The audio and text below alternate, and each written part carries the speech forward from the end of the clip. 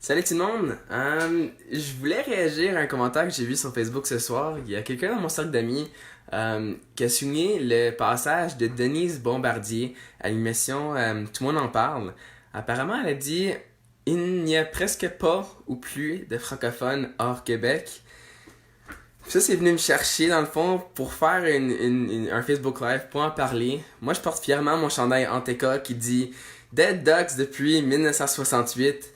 Puis dans le fond, en tant que jeune franco-ontarien, j'ai regardé ce commentaire-là, puis dans le fond, il y a une dame qui a publié une réaction face à ça, puis elle dit que il y a beaucoup de franco qui se parlent entre eux en anglais, tu sais, dans les corridors, à l'université, au collège, tu sais, même au secondaire. Puis elle a dit, il faut remettre la fierté qu'avaient nos ancêtres. Ça, c'est vraiment venu me chercher plus profondément même que qu'est-ce que Denise Bombardier elle a dit. Je veux vraiment faire une réaction à qu'est-ce qu'elle a dit. Puis je vais faire un petit rant dans le fond. On va voir comment ça va. Je vais commencer par dire qu'il faut vraiment s'assurer de permettre à la jeunesse de vivre ou de découvrir leur fierté francophone personnelle. Puis ça dans un environnement qui permet aux jeunes de comprendre la raison derrière pourquoi il faut être francophone. Les questions du genre pourquoi devrait-on être fier de notre langue, de notre culture, c'est des questions en tant que jeune qu'on n'a pas assez le temps de réfléchir au secondaire.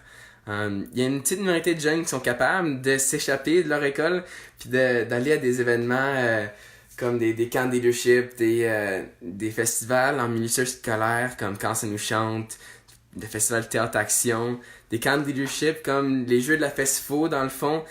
C'est des événements où est-ce que les jeunes ils ont plus que comme tu sais, ont 2-3 jours entourés de jeunes comme eux qui veulent réfléchir au sujet puis trouver des réponses identitaires dans le fond. Puis qu'est-ce que je trouve dommage, c'est que quand ils reviennent de cet événement-là, ils partagent, s'ils ont le courage, qu'est-ce qu'ils ont trouvé comme réponse à leurs amis. Puis des fois, la réalité, c'est que leurs amis veulent rien savoir.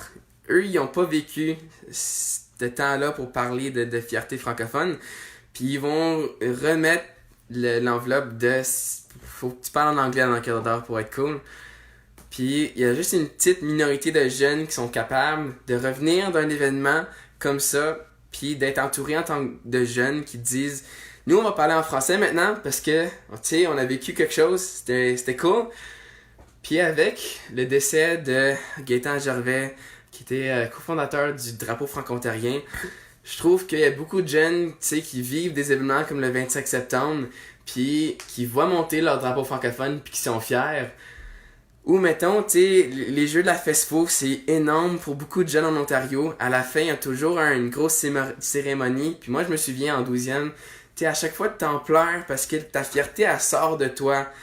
Puis quand tu reviens à ton école secondaire, puis tu montes le drapeau franco-ontarien, qui a maintenant une énorme valeur pour toi et tes amis, puis tu leur montres, tes amis n'ont pas la même vue. Ils voient pas le drapeau franco-ontarien pareil comme toi. Ça, c'est juste la réalité déchirante quand t'es un jeune puis tu reviens d'un événement comme ça. Soit ça ou tu sais des enseignants qui te disent qu'il faut que tu parles en français. Ça, c'est d'être anti-anglais dans le fond.